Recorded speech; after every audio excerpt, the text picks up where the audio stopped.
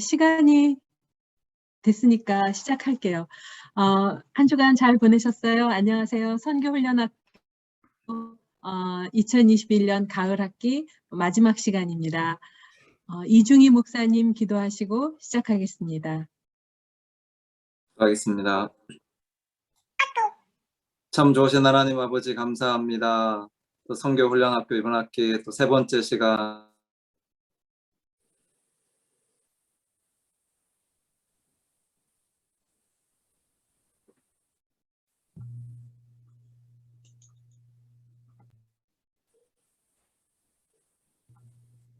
목사님, 뮤트 되셨어요. 네. 이 시간 주님께서 함께 해주셔서 또 강의를 듣는 저희나 또 강의하시는 또 박현 형제님 가운데 함께 하셔서 한량없는 주님의 은혜와 지혜를 더해 주시고 저희가 배운 것들을 통하여서 앞으로 선교 현장에서나 또 우리가 살아가는 삶의 현장 가운데 잘 적용하며 살아갈 수 있도록 인도하여 주시옵소서. 이번 기회를 통해서 배운 모든 것이 저희도 저희의 마음에 선교적 마인드를 품게 하셔서 주님의 기쁨이 되고 세상의 복의 통로로 저희가 모두 사용되도록 인도하여 주시옵소서. 모든 것 주님께 의탁드리며 예수님의 이름으로 기도드립니다. 아멘. 네, 안녕하세요. 지난번 강의 끝에 제가 to be continued라고 했는데, 이번에 이제 오늘이 이번 가을 학기 강의는 마지막이고요. 제가 슬라이드를 잠깐 쉬어갈게요. 슬라이드 보이시죠? 예, 보입니다. 네, 그래서 세 번째 강의로 허드슨 테일러의 그 중국 내지 선교의 활동에 대한 이야기를 정리를 하고 허드슨 테일러의 선교에 대해서 한번 이렇게 전반적으로 리뷰하면서 마치는 걸로 하겠습니다.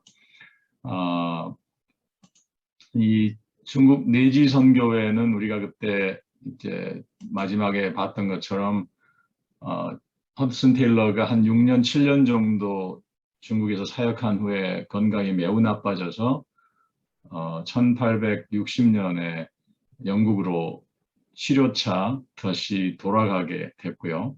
거기 머무르는 동안에 1865년에 중국 내지 선교회를 런던에서 만들게 됩니다. 그리고 1866년에 필요한 재정들이 다 채워졌을 때 이제 다시 중국으로 이제 들어가게 됐고요. 처음에는 항주하고 닝보, 여전히 해안 쪽 가까운 지역이죠. 거기를 기지로 해서 조금씩 안쪽으로 전도 여행을 계속 해나가서 강소성, 안희성, 강시성 뭐 이런 쪽으로 확장해 나갑니다. 잠깐 보시면 이게 그 중국 내지 선교의 1948년도 지도예요. 여기 보시면 이제 상해하고 처음에 상해 처음으로 중국에 도착했을 때 상해에 도착했었고 다시 영국에 가서 1866년에 내지 선교의 선교사들과 함께 이제 다시 중국에 와서 주로 닝보와 항주를 본부 삼아서 점차 안쪽으로, 그러니까 강서성이나 안희성이나 또 강시성 이렇게 안쪽으로, 지금 따지면 훨씬 안쪽에 여러 지역들이 있지만 지금 해안에서 점차 이렇게 안쪽으로 선교의 영역을 확장을 해나가는 그런 모습을 볼 수가 있습니다. 그래서 실제로 본격적으로 내지 선교의 선교 사역을 제대로 펼쳐나가는데 한 10여 년 정도 실제로 걸려요. 그러니까 1866년에 와서 내지 선교들을 시작했지만 제대로 자리를 잡고 내지에 본격적으로 들어가기는 1876년이 다 되어서 가능했고요. 그 당시 한 20여 년간의 세월 동안에 굉장히 많은 어려움이 있었습니다. 예를 들면 중국에서도 사역이 잘 받아들여지지 않는 어려움도 있었고, 또 영국 중국에서도 중국 현지에 대한 이해가 부족하니까 여러 가지 면에서 지원이라든지 하는 부분이 잘 되지 않았었고요. 그 다음에 같이 사역하는 동료들 중에 또 일부 몇 사람이 성실하게 하지 않는 이제 사건들도 있었고, 중국 당국자들하고도의 어려운 일들이 있었고, 또 그 자신의 건강도 여전히 좋지 않았을 뿐만 아니라 이 사이에 1870년에는 아내까지 이제 사별하게 됩니다. 그래서 이런 어려움을 과정이 이 10여 년 동안에 일어납니다. 그래서 이 선교회가 만들어졌고 이것들이 점차 활동을 해 나가고 있는 동안에 만들어진 선교 강령이 있어요. 이 중국 내지 선교의 선교 강령은 첫 번째가 초교파적이어야 한다. 특정 교단의 선교사로 파송받거나 하지 않고 초교파적이어야 한다는 원칙을 갖고 있었습니다. 그래서 굉장히 보수적 신학을 갖고 있었던 선교회지만 소속 교단과 관계없이 이 선교의 간단한 교리 선언의 서명만 할 수 있으면 그 선교사로서 부름의 확신을 가진 어떤 그리스도인이라도 선교사로 임용한다, 이렇게 되어 있습니다. 두 번째로는 공식 교육이 부족한 사람들에게도 문호를 개방한다는 원칙을 갖고 있었고요. 당시에 이 선교에 그 선교사로 파송되는 사람들이 전문성을 가지는 사람들이 있었지만 이 선교회는 실질적으로 이 정규 교육을 제대로 받지 않은 사람들에게도 헌신되어 있다면 선교사로 임명하는 그런 그 개방성을 실제로 이 선교회 출신 중에서는 제대로 공부하지 않았지만 이 중국학 연구에 대단한 깊이를 나중에 가지게 되는 사람들도 등장을 하게 됩니다. 그리고 세 번째로는 이 선교회의 지부는 중국에 있어야 한다. 보통은 그 선교회가 이제 파송한 국가에서 모든 지휘권을 행사하고 전체를 운영하는 그런 선교단체가 대부분이었지만 현지에 있어야 한다는 원칙을 가지고 있고 이 선교의 책임자는 전권을 가진다라고 되어 있어요. 실제로 이것이 허드슨 테일러의 어떤 그 독단적인 그 성격에서 나왔다라고 하기보다는 현지에서 사역을 해보니까 굉장히 신속하게 결단해야 되고 또 신축성 있는 행정력도 갖고 있어야 되기 때문에, 그리고 본인처럼 이 일에 전적으로 헌신한 사람들만이 이 일을 제대로 감당할 수 있다는 확신 때문에 사실 이런 원칙을 가졌다고 합니다. 그 다음에 특징적으로 우리 지난 강의에도 나왔었지만 이 중국 내지 선교의 선교사들은 중국식 복장을 해야 하며 가능하면 중국인들과 자신을 동일시해야 된다는 원칙을 갖고 있어서 이 사진에도 보시지만 전부 다 중국 복장을 하고 또 허슨 테일러 자신도 변발까지도 해서 있었던 적이 있는 이런 원칙을 가지고 있었는데, 사실은 이것이 많은 비난과 또 비아냥거리가 되기도 했지만 중국인 속으로 파고 들어가고 중국인들과 같이 있게 하는 데는 굉장히 도움이 되는 것이었다고 하는 것이 후세의 이 평가입니다.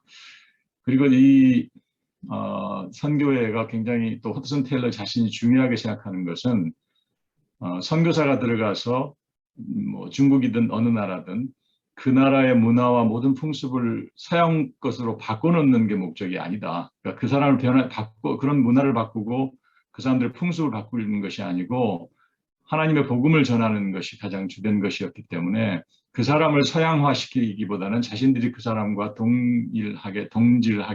동질성을 가지는 사람으로 생활하는 것이 중요하다라고 생각을 했고요.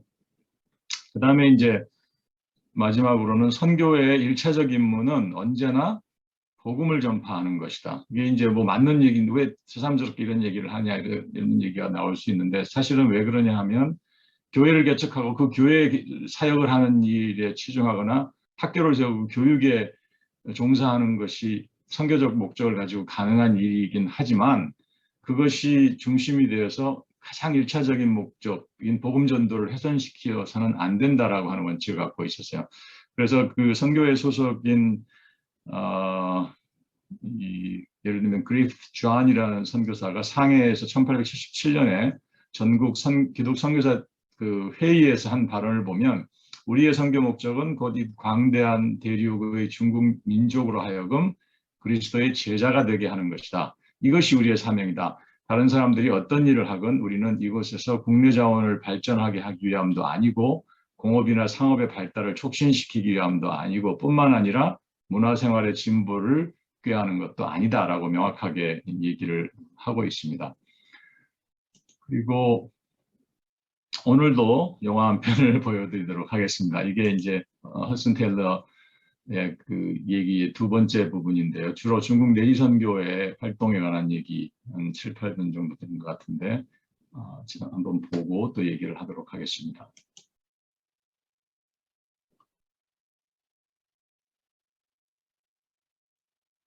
At the same time, all major Christian denominations sent people to China.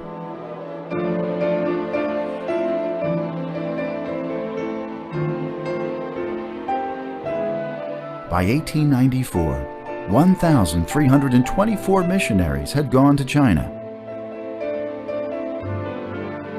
Especially noteworthy, in 1885, 7 students from Cambridge University and the Royal Military Academy came to China, often referred to as the Cambridge 7. They went deep into places such as Shanxi, Sichuan, Gansu, and Tibet to improve education and spread the gospel, dedicating their youth to China.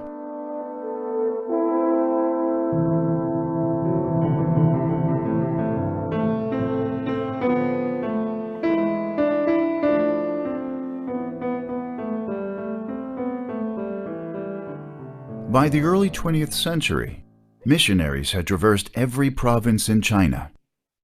They brought not only the gospel to all the places they went, but also music, culture, education, healthcare, charity, and more.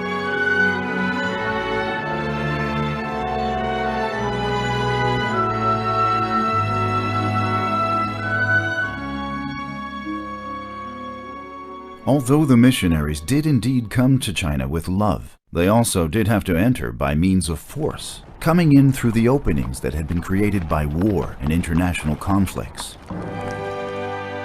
The misunderstandings brought about by suspicion, hostility, and cultural differences eventually caused the Chinese to slowly turn their anger toward the missionaries.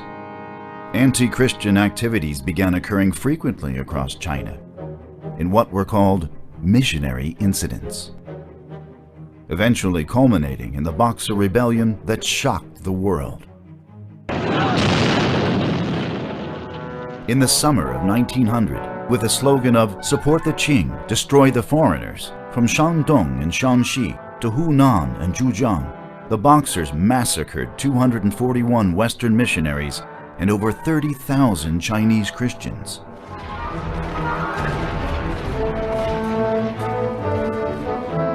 Nearly 10,000 residential homes were burnt in Beijing. The Japanese and German ambassadors were assassinated. On June 20th, the Empress Dowager Qi Shi ordered for the attack on embassies and the legation quarter. On the 21st, Qi Shi declared war against all foreign powers. Japan, the British Empire, the United States, France, Russia, Germany, Austria-Hungary, and Italy formed the Eight-Nation Alliance, and with a combined force of around 60,000 soldiers, captured Tianjin and occupied Beijing. The Qing government was forced to sign the humiliating Boxer Protocol. At this brutal time, the Western missionaries behaved starkly different from their governments. They were loyal to the one who had called them to China, the Lord Jesus Christ. They did not hate, did not resist, and did not even complain.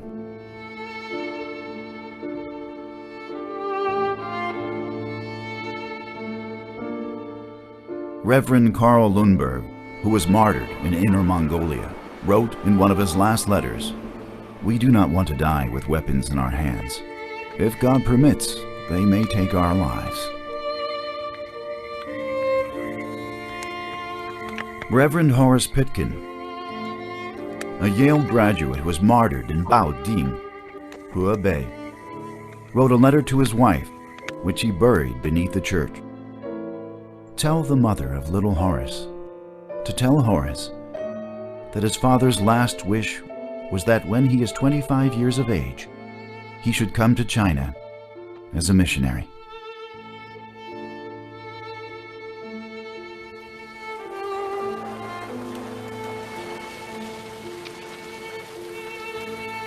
Before she was martyred, the 28-year-old Annie Eldred wrote in a letter to her family, "I do love the people so, and want to stay with them. But I will leave it all to God, and gladly say, 'Thy will be done.'"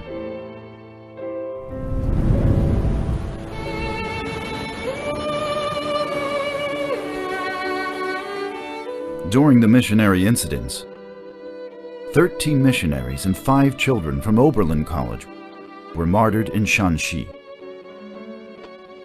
One of them, Elizabeth Atwater, wrote a letter of farewell to her family. "I do not regret coming to China, but I am sorry I have done so little. I send my love to you all, the dear friends who remember me."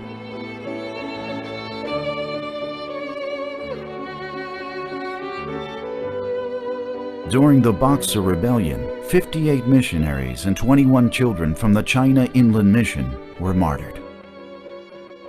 Hudson Taylor was in Switzerland recovering from illness, and upon hearing this news, he was stricken with grief and almost inconsolable.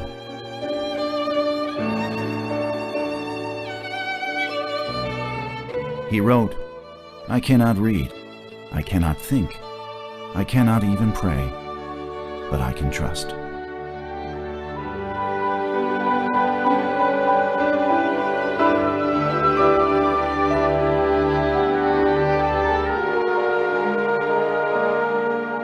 According to the terms set forth in the Boxer Protocol, the Qing government was to provide large sums of money as compensation. Taylor, on behalf of the China Inland Mission, renounced any claims to compensation. Under the treaty arrangements with the Qing Empress Cixi, many countries claimed money. Hudson Taylor said, "No, we are here for Christ. We know the risk. We knew when we came out to China there was a possibility of this happening. We do not want to claim 1 cent from the Chinese government." So no money was given to the CIM at all after the Boxer uprising. And I think God honored that because it drew a line between the Western imperialist powers and the cause of the gospel, which otherwise would have been blurred. This statement shocked the world and brought forth an even stronger wave of missions. 7 years after the Boxer Rebellion, the number of missionaries in China had increased to 3,833 people.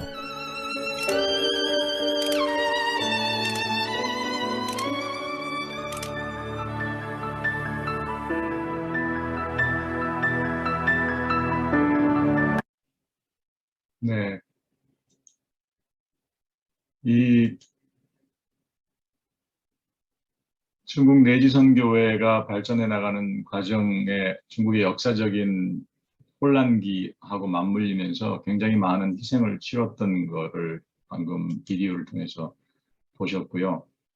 1876년이 되어서야, 그러니까 1866년에 다시 중국 내지 선교회 선교사들과 함께 들어온 이후에 한 10여 년이 지나고 나서야 이제 본격적으로 중국 내륙에 들어가서 복음을 전하는 길이 열렸다고 아까 말씀을 드렸고요.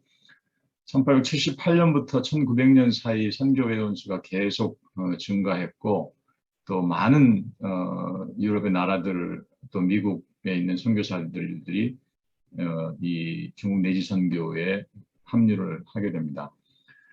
1882년쯤 돼서는 중국의 모든 성에 선교사들이 들어갔고, 세계성을 제외한 모든 성에 실제로 선교사가 주재하게 되는 일이 됐습니다. 그래서 이 CIM, 이게 이제 중국 내지 선교회죠. 이 초기 선교사들은 대부분 허드슨 테일러 같이 비교적 정규 교육을 받지 않은, 또 신분적으로도 그렇게 좋은 집안에서 온 사람들이 아닌 선교사들이 대부분이었는데, 아까 비디오에서 보신 것처럼 케임브리지 7이라는 사람들이 있었죠. 이 사람들은 전부 케임브리지 대학 출신이고 굉장히 좋은 집안, 귀족 집안의 자제들이었습니다. 근데 이 7사람이 한꺼번에 같이 중국 내지 선교에 조인해서 중국에 와서 선교사로 활동하게 되면서부터 굉장히 유럽에서도 이 중국 내지 선교에 대한 광범위한 관심이 생기게 됐습니다.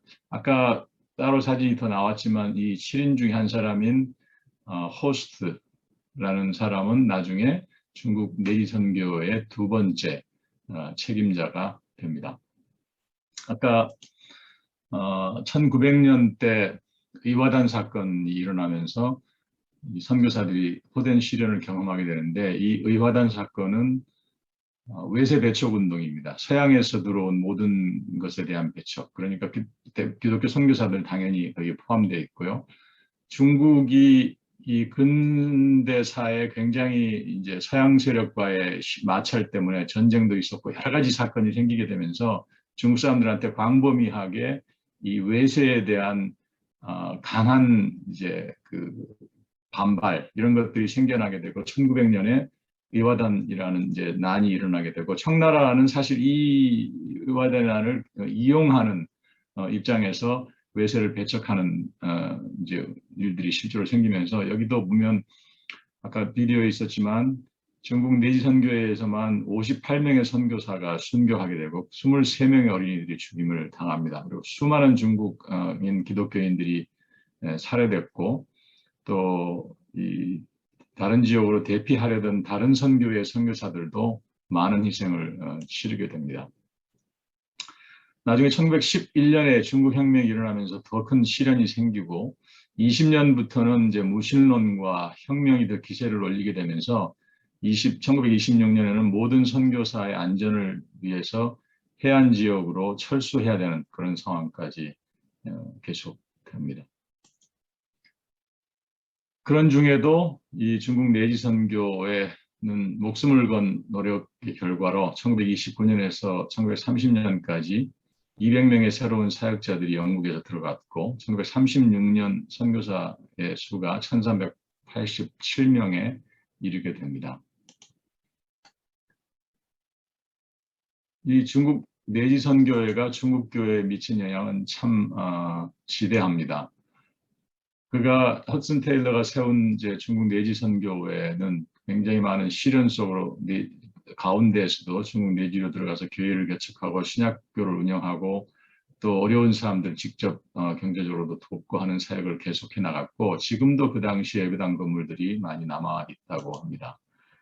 이 중국 내지 선교회가 이룩한 기여가 이제 중국 땅 어느 곳에서나 거주할 수 있는 가능성을 열어놓았다는 게 있고, 19세기 마지막 그 끝부분에 각종 선교회 또 YMCA 같은 단체들이 중국 땅 전역을 누비고 다녔었는데, 이것이 중국 내지 선교회의 큰 길을 여는 그런 기여에 의한 것이었고, 중국 전체 인구하고 비교하면 선교사 숫자가 결코 많은 것 분명히 아니었지만 외형상으로는 중국의 모든 지역에 복음이 들어가게 되는 그런 계기가 되었습니다.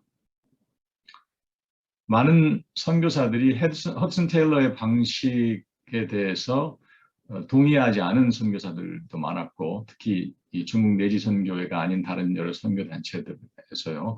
그렇지만 이 중국 내지 선교회 선교사들이 그 쉼없이 움직이는 것, 그 다음에 굉장히 단순한 동기로 열심을 가지고 사역했던 것, 이런 것들은 실제로 자기들이 눈앞에서 볼 때 감동받을 수밖에 없었다라고 합니다.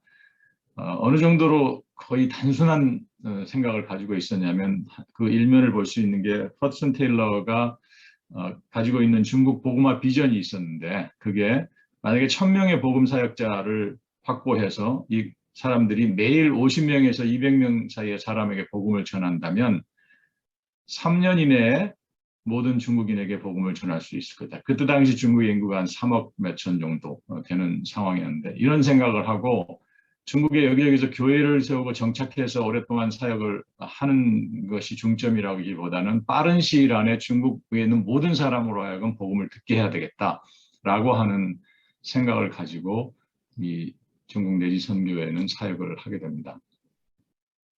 처음에 닝보로 5명의 선교사를 보낸다는 희망을 가지고 창립한 내지 선교였지만 그 이후에 아까 보셨던 것처럼 1,000명이 넘는 선교사를 중국에 보냈고 또 이를 이게 기화제 역할을 해서 다른 선교단체를 통해서도 수많은 선교사를 중국 땅에 보낼 수 있게 되는 계기가 되었습니다.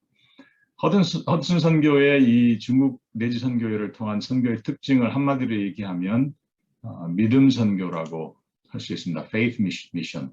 그러니까 이런 아무도 시도하지 못했던 위대한 도전을 할 수 있었던 것은 중국 영혼들을 향하는 불타는 그런 이제 사랑도 있었지만 하나님에 대한 전적 신뢰 이걸 가지고 나아갔던 것이 그 이유라고 볼 수 있습니다. 그래서 허드슨 테일러의 특징을 한마디로 얘기하면 믿음 선교라고 얘기를 합니다. 그러니까 재정하고 도움 사람에게 의지하지 않고 하나님에게 전적으로 의지한 우리가 지난주에도 봤지만 본인이 선교를 준비하는 과정에서도 아주 사소한 일까지도 자기나 주변 사람, 자기의 노력이나 주변 사람들의 도움을 가지고 해결하려고 하지 않고 직접 하나님이 해결해 주시기를 기도하면서 기다리는 이런 훈련들을 했던 거를 우리가 봤었고요. 닝보에서 운영하던 병원에서 이제 쌀포대가 한 봉지밖에 남지 않고 다 떨어졌다라고 하는 직원의 보고를 듣고 허드슨 테일러가 한 말이 이제 하나님께서 일하실 때가 되었군요. 이렇게 얘기했다고 합니다. 그만큼 하나님이 채워주실 것이라고 강력하게 확신하고 또 실제로 수많은 기도의 응답을 받아가면서 이 사역을 해왔고요. 그래서 도무지 그 전에 시도되지 않았던 도전들을 하는 것을 끝없이 계속하게 됩니다. 그래서 중국인처럼 이제 같이 먹고 생활하는 동질화라든지 또 교단 선교부에 제한되지 않은 초교파적 선교의 설립, 정규교육 받지 않는 목회자도 받아들였고 독신 여성의 선교사로 등용했고 이런 당시에는 파격적인 일들을 계속하게 됩니다. 그래서 오직 복음이 더 잘 전해지고 영혼이 더 많이 살아날 수만 있다면 가능한 도전을 마다하지 않았던 것이 허드슨 테일러의 믿음 선교의 특징입니다. 당시 그 믿음 선교가 태동했던 당시의 상황을 보면 19세기를 위대한 이제 복음 전파의 측면에 있어서는 위대한 세기라고 얘기합니다. 그러니까 복음 전파와 세계 선교의 놀라운 진보를 보인 이 19세기를 The Great Century라고 하는데 이걸 가능하게 했던 한 운동이 있다면 허드슨 테일러의 믿음 선교, Faith Mission이다 이렇게 얘기할 수 있을 겁니다. 우리가 잘 아는 유명한 선교학자인 랄프 윈터는 19세기 세계 선교에 허드슨 테일러보다 더 위대한 공헌을 한 사람이 없다 이렇게 얘기를 했고요. 그다음에 선교 역사학 교수인 루스 터커 얘기는 사도 바울 이후에 허드슨 테일러보다 더 큰 비전을 갖고 더 넓은 지역을 보다 더 체계적인 계획으로 복음 전파를 이루어 나간 자가 없다 이렇게 얘기를 했습니다. 그래서 이 믿음 선교 운동은 제2차 영적 대각성 운동이 한창이었던 1858년에 The Great Revival하고 또 1873년에 일어났던 그런 부흥 이런 시대적인 이제 그 상황하고 맞물려서 많은 사람들을 선교사로 헌신하게 하게 되는 그런 일을 이루게 됩니다. 이 믿음 선교 운동의 탄생 부분을 보면 믿음으로 사는 삶, 다른 말로 역시 기도로 사는 삶, 그래서 모든 것을 하나님께로부터 직접 공급받는 선교이고 이 1865년 브링턴 해변가에 우리가 첫 번째 비디오에 잠깐 그 얘기가 나옵니다. 당시에 그 영국의 많은 그 사람들의 풍족한 삶, 그 행복한 미소와 죽어가고 있는 중국 사람들의 얼굴이 겹쳐지는 것을 허드슨 테일러가 보게 되는 그런 이제 장면이 있었는데요. 이것이 이제 1865년에 결국 중국 내지 선교회를 런던에서 이제 창설하게 되는 바로 그때입니다. 1854년에 처음으로 중국에 이제 선교를 갔던 이제 허드슨 테일러와 그 이제 부인이었던 마리아 테일러가 영국으로 다시 돌아와서 중국에 대한 그 굉장한 그 3억 8천만 인구에 대한 부담 이런 것들로 이제 우리가 알고 있었던 것처럼 중국 내지 선교회를 창설을 했고요. 그다음에 고정적 후원을 이제 교회나 선교단체로부터 받는 전통적인 방식의 대신에 선교에 필요한 모든 자원을 믿음으로 하나님께 구하고 하나님께로부터 받는다라고 하는 작정을 하고 중국 내지 선교회를 운영을 하게 됩니다. 이 이제 허드슨 테일러의 선교 원리를 다시 한번 이렇게 정리를 좀 해보면, 하나님의 일은 하나님의 방법으로 되는 것이고 하나님의 공급하시면 결코 부족함이 없다라는 그런 이제 자신의 믿음을 가지고 있었고, 토탈한 그러니까 51년간의 중국 선교 과정을 통해서 실제로 한 26, 7년을 중국에 거주를 했고, 중국의 내지 선교회를 세우고 그러니까 20개의 스테이션을 만들고 849명의 선교사, 700명의 중국인 사역자를 훈련하는 이제 성과를 거두었고, 특별하게 선교 또 교회, 교단 이런 지원을 받지 않았지만 결국 한 400만 불의 선교비를 충당하고 그것을 통해서 선교 활동을 할 수 있었고요. 12만 5천 명의 중국인을 그리스도인 앞으로 인도하는 사역의 결과를, 그래서 이 중국 내지 선교의 사람들이 가장 즐겨 쓰는 구호가 여호와 이레였다고 합니다. 하나님이 다 미리 준비하시고 예비하셨다라고 하는 고백이 늘 있었고요. 그래서 중국에서 일어나고 있는 복음 전파를 위해서 이제 자신을 헌신하는 그 10만 명의 선교사를 일으킨 우리가 잘 아는 Back to Jerusalem 운동, 이 역시 테일러의 사역에서 영향받은 많은 그리스도인으로부터 시작되었다고 볼 수 있습니다. 어떤 사람들은 이제 어떤 것이든 사후에 그 이제 사람의 사역이라든지 인생에 대해서 평가를 하게 될 때 긍정적 평가가 물론 있고 또 부정적인 평가도 있을 수가 있죠. 허슨 테일러의 사역에 대해서 부정적으로 평가하는 부분도 분명히 있습니다. 예를 들면은 문서선교의 중요성에 대해서 별로 비중을 이제 두지 않았다. 왜냐하면은 이제 당시 선교 대상이던 중국인 대부분이 문맹자였기 때문이고, 그래서 선교여행하는 중에도 전도지를 많이 이렇게 들고 다니긴 했는데 글자를 읽을 수 있는 사람들을 위주로 이렇게 전도지를 배포하고 할 수밖에 없었죠. 그러니까 뭐 이런 부정적인 측면은 사실은 항상 그렇지만 결론적으로 볼 때 어떤 아쉬운 점이나 부족한 점이나 또는 잘못된 점을 지적할 수는 있지만 사실은 그 당시의 선교 상황에서는 어쩔 수 없는 일들도 굉장히 많을 수밖에 없죠. 그렇지만 평가라는 걸 하게 되면 항상 그 일이 있은 한참 후에 여러 가지가 훨씬 나아진 상황에서 당시의 상황에 대한 평가를 하는 경우가 많아서 이제 이렇게 평가하는 사람도 있습니다. 또 하나는 이런 게 있어요. 주로 서민들, 일반인들을 전도의 대상으로 삼고 사역을 했기 때문에 소위 얘기하는 고위관직에 있는 사람들에게 복음을 전하는 전략이 없었다는 거죠.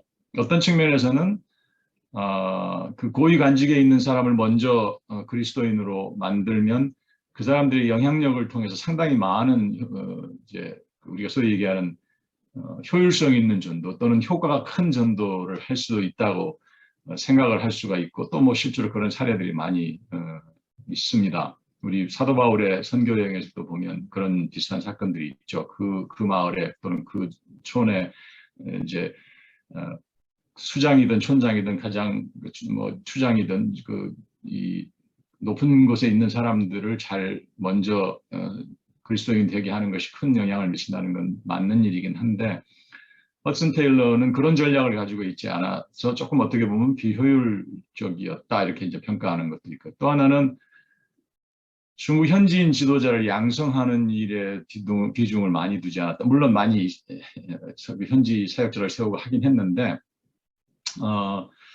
그런 부분이 조금 부족했다 이렇게 얘기를 하는 사람들이 있습니다. 그러니까 이제 중국인 현지 사역자들이 그러니까 뭐 그냥 복음을 전해서 그리스도인을 만드는 것 이외에도 현지의 리더를 양성하는 것에 신경을 좀 더 썼더라면 이제 이렇게 그것도 결국 뒤에서 나중에 얘기하는 거지만 중국 공산당이 들어서고 이제 선교사들이 다 추방을 당하는 사건이 나중에 생기죠. 이제 1948년이 되면서 그렇게 되는데, 그때 만약에 충분한 중국 내부의 현지 사역자나 지도자들이 있었으면 중국 현지 교회의 영적 빈곤을 채워줄 수 있었을 거다. 물론 그런 것들이 남아 있었기 때문에 중국의 지하 교회가 지금도 살아 있어서 유지되고 있는 것이 사실이긴 하지만, 이제 허슨 테일러의 사역의 초점으로 보면 뭐 그런 게 조금 아쉬운 부분일 수 있다. 이렇게 이제 얘기하는 사람들이 있습니다.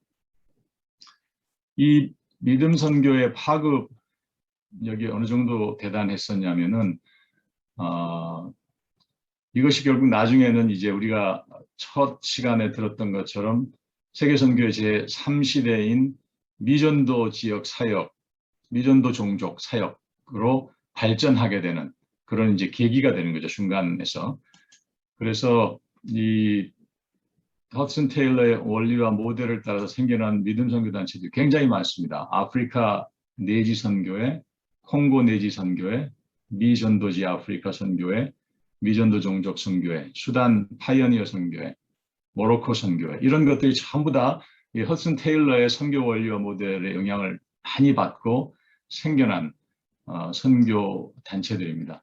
이제 중국에서의 사역들이지만 이거 보면 많은 부분이 이제 아프리카 사역에 이 모델이 적용되었던 것을 볼 수가 있습니다.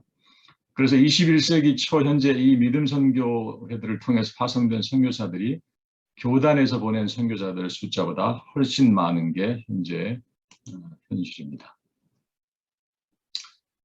그렇게 해서 이제 우리가 허슨 테일러의 사역과 삶에 대해서 한번 쭉 간단하게 보아왔고요.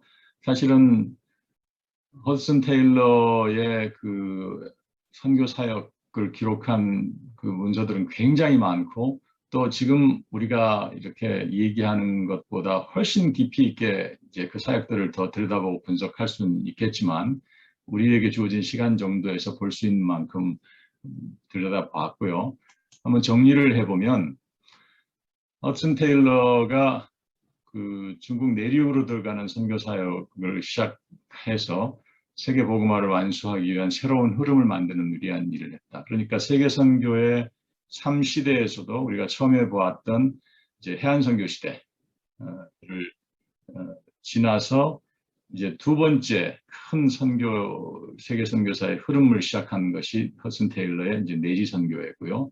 이제 세 번째가 우리가 아마 언젠가 또 그런 시간이 있을 것 같지만 이 미전도 종족 선교에 관한 흐름이 또 그 뒤를 이어서 시작하게 되는 그런 큰 이제 흐름을 만드는 일을 했고, 사실 이런 위대한 일을 할 수 있었던 것은 바로 그의 그 삶 때문입니다. 우리가 지난주 시간에 보았지만 선교사로서 헌신하고 선교를 준비하는 그 과정에서도 이 허슨 테일러의 삶의 모습을 보면 전적으로 하나님께 의지하고 자기가 선교를 가기 위한 여러 가지 방면에서의 준비를 합니다. 중국어를 물론 공부하기도 했고, 허슨 테일러는 어려서부터 건강이 좋지 않았기 때문에 체력 단련하는 일에 굉장히 많이 노력을 했다고 합니다. 물론 나중에 그럼에도 불구하고 과로를 통해서 병을 얻게 되고 또 치료를 위해서 다시 영국으로 돌아오게 되고 하는 일을 반복하게 되지만, 본인이 그 삶을 통해서 전적으로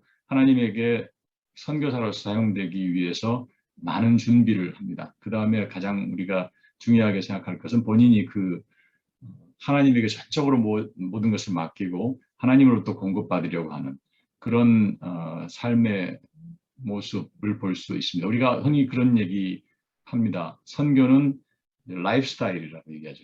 그러니까 선교는 이벤트가 아니고 라이프스타일입니다. 그러니까 우리가 교회에서 물론 이벤트의 성격인 비전 주입을 여름에 가고 이렇게 하긴 하지만, 사실은 선교는 선교를 지향하는 삶에서 나와야 되는 거죠. 그래서 모든 것이 하나님의 복음을 전하고 아직 말씀을 듣지 않은 사람들에게 내가 복음을 전하기 위해서 내가 무엇을 할 수 있는가가 어떤 상황에든 어떤 모습으로든 평생 지속되어야 되는 일이다 라고 하면, 허슨 테일러는 그것을 삶을 통해서 그대로 보였고요.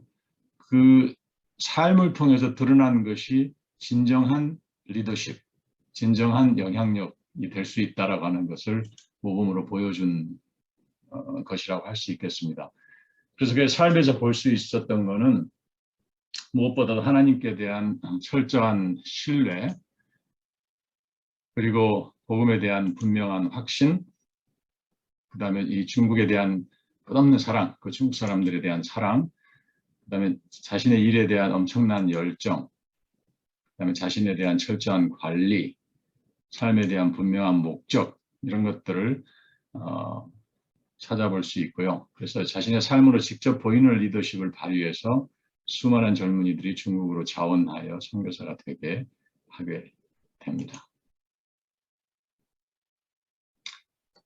자, 어려운 때라고 하는 주제를 가지고 생각해보면 요즘 BC와 AD라는 말을 새롭게 정의했다고 합니다. 혹시 들어보셨는지 모르겠네요. 우리가 아는 BC와 AD는 뭔 줄 다 아시죠? 그러니까 Before Christ인데 요즘은 BC를 Before Corona, 그리고 AD를 After the Disease. 그래서 우리가 살고 있는 이 시대에 어떻게 보면 우리가 겪었던 가장 큰 일 중에 하나일 수밖에 없게 돼서 모든 것이 코로나 전과 코로나 후로 나뉘는 그런 어려운 상황을 지금 우리가 거쳐가고 있다. 그래서 지난주 초반에도 말씀을 드렸지만 우리가 선교 활동, 우리가 하고 있었던 비전 트립들, 이런 여러 가지 것들을 중단할 수밖에 없었고 때를 기다리면서 지금 다운타임을 가질 수밖에 없는 이제 이런 상황을 우리가 겪고 있는데, 우리가 허드슨 테일러의 삶을 잠시 보았지만 어떻게 보면 지금 코로나를 겪고 있는 시대보다 훨씬 직접적 위험을 부딪혀가면서 사역했던 것을 볼 수 있습니다. 처음에 뭐 의화단 사건이 생기기 훨씬 전에 처음에 중국에 막 들어갔을 때만 해도 태평천국의 난이 일어나고 있었고, 이런 여러 가지 중국의 그 근세사에 일어나고 있던 혼란스러운 시기에 직접 막 총알과 포탄이 지나다니는 곳에 있을 수밖에 없었고, 또 우리 읽어보면 책에도 나왔지만 밤에 자고 일어나면 이불 위에 눈이 수북하게 쌓이는 집에서 살면서 이런 사역들을 감당했고, 뭐 또 질병, 전염병, 그 다음에 아주 열악한 위생 환경, 또 제대로 먹지 못하고 하는 이런 여러 가지 직접적으로 목숨의 위협을 받는 정말 어려운 환경에서 그 자리에서 머문 게 아니라 아무도 들어가지 않았던 중국 내륙으로까지 들어가는 그런 사역을 감당한 것을 보면, 어떻게 보면 지금 우리의 이 팬데믹 상황은 그런 것에 비교하면 정말 어려움의 정도로 봐서 그래도 훨씬 좋은 상황이 아니냐라고 생각할 수도 있을 것 같습니다. 그래서